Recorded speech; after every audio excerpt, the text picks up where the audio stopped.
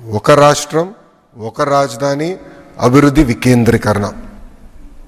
మీరు ఒక్కసారి గమనించండి, అనంతపూర్కి కియా తీసుకెళ్ళాం, ఉత్తర అనంతపూరు కర్నూలుకి పెద్ద ఎత్తున రెన్యూబుల్ ఎనర్జీ సంస్థలు మేము తీసుకెళ్తున్నాం, చిత్తూరు కడపకి ఎలక్ట్రానిక్స్ మ్యానుఫ్యాక్చరింగ్ సంస్థలు తీసుకొస్తున్నాం, కంప్రెస్డ్ బయోగ్యాస్ ప్రకాశంకి వెళ్ళింది, ఇంకా కృష్ణా గుంటూరు అమరావతి కాకుండా ఏకంగా quantum వ్యాలీగా ప్రకటించాం.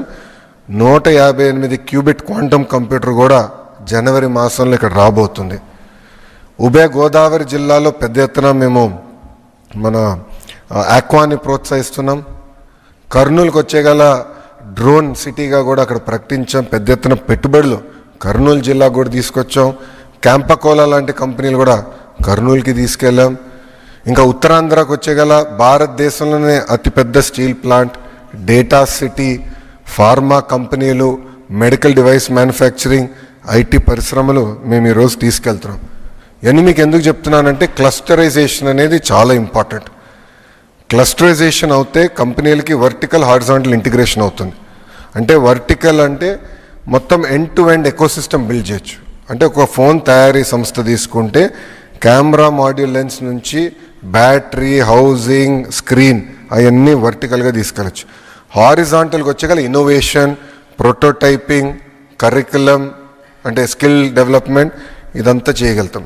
So vertical horizontal integration కోసం పెద్ద ఎత్తున మేము ఈ క్లస్టరైజేషన్ని ముందలు తీసుకెళ్తున్నాం. చాలామంది నన్ను అడిగారు, కర్ణాటకకి బెంగళూరు ఉంది, తమిళనాడుకి చెన్నై ఉంది, ఆంధ్ర రాష్ట్రానికి ఏముందని. ఆనాడు నేను చెప్పాను చంద్రబాబు నాయుడు గారు మాకున్నారని. ఈరోజు చంద్రబాబు నాయుడు గారు ముఖ్యమంత్రి అయ్యారు కనుకనే మళ్ళీ పోయిన ఆంధ్ర రాష్ట్రం బ్రాండ్ ఈరోజు తిరిగి వచ్చింది. చంద్రబాబు నాయుడు గారు పదే పదే చెప్తున్నారు ఇది CBN 4.0 అని, అంటే స్పీడ్ ఆఫ్ డూయింగ్ బిజినెస్.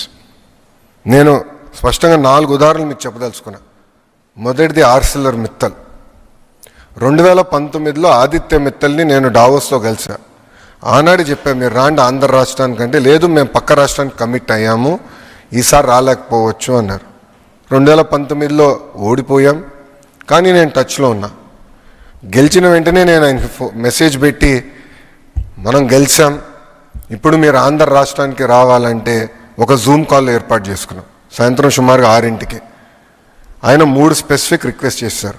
దాంట్లో ఒకటి NMDCతో ఒప్పందం కావాలి మాకు, MOU అంటే రా మెటీరియల్ టైఅప్ కావాలి, మార్కెట్ ప్రైస్ మేము కడతాం కానీ MOU కావాలి, స్లర్రీ పైప్ లైన్ ద్వారా రా మెటీరియల్ తీసుకురావాలి, ఇదొక్కటి మీరు చేయించగలితే మేము వస్తాం అని వాళ్ళు చెప్పారు. అది నేను పొద్దున గౌరవ ముఖ్యమంత్రి గారితో చర్చించిన తర్వాత ఆయన గ్రీన్ సిగ్నల్ ఇస్తే వాళ్ళు చెప్పాను, మీరు ఓకే అని చెప్పండి ఆంధ్ర రాష్ట్రానికి, మీ ప్రాజెక్ట్ మన ప్రాజెక్ట్ అవుతుంది, నేనేం తీసుకొస్తాం, అది మా బాధ్యత అని చెప్పాను. ప్రధానమంత్రి గారితో 3 సార్లు ఈ విషయం గౌరవ ముఖ్యమంత్రి చంద్రబాబు నాయుడు గారు చర్చించారు. అందుకే ఈరోజు భారతదేశంలోనే అతి పెద్ద స్టీల్ ప్లాంట్ ఆంధ్ర రాష్ట్రానికి వస్తుంది. త్వరలో అక్కడ శంకుస్థాపన అయిపోతున్నాం. 2029 ఎన్నికలు వెళ్ళే లోపల కమర్షియల్ ప్రొడక్షన్ కూడా వస్తుంది. రెండో ఉదాహరణ డేటా సిటీ. పెద్ద ఎత్తున hyper scalers, data centres Andhra రాష్ట్రంలో ఏర్పాటు చేయాలంటే ఆర్ భారతదేశంలోనే ఏర్పాటు చేయాలంటే వాళ్ళకి కొన్ని సందేహాలు ఉన్నాయి. అంటే డేటా సెక్యూరిటీ,